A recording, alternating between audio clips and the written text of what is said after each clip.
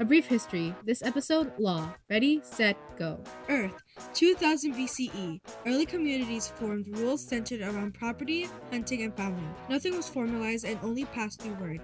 This made it difficult when laws became more and more complex. But then, Babylon, Mesopotamia. Probably 1792 BCE. Ham got tired of having laws not being written, so he started to write them. 300 laws were coded, all centered around retribution. Some laws were unfair, but many were reasonable. For cruelty, look no further than, if a slave rejects their master, the master can cut their ear. For reasonable punishment, if anyone steals a sheep, cattle, pig, or goat, they shall pay tenfold back. However, if they can't pay it back, they die. So, kind of an iffy area. India, 1280/200 BCE. The Great Laws of Manu set the code of conduct for inter-caste relationship in India. Punishments can range from remembering a phrase a certain set of times every morning, to spiritual punishment which can follow or start in their next life. Mount Sinai, 1250 BCE. Moses and God had a heart-to-heart on a mountain. Moses came down an absurd time later with a bunch of rules to live by. The 10 Commandments led the new laws, totaling 613 laws, 365 negatively worded, and 248 positively worded. These were more about punishing deliberate crimes than accidental crimes. However, it includes harsh punishment. The soul that sinneth shall die. Rome, 450 BCE. Rome finally joined the big boys at the table and began writing down its laws too, albeit a little later than the rest. It follows two basic principles. All laws should be recorded, and justice shouldn't be for the judge to interpret alone. It was coded onto 12 tables in 450 BCE by 10 men, which has gone on to become a foundation of modern law. Greece, 400 BCE. This was a baby democracy. Democracy liked to bring in its citizens and make them a part of the jury.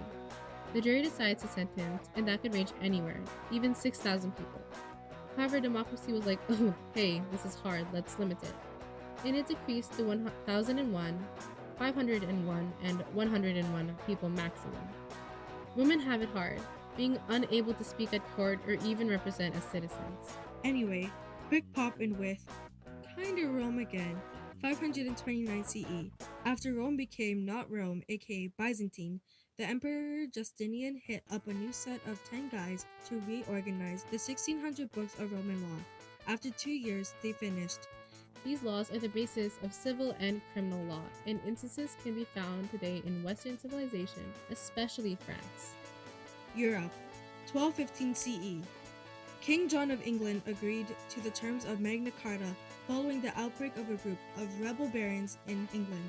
In May of 1215, the barons captured London, which forced King John's hand to start negotiating with the group.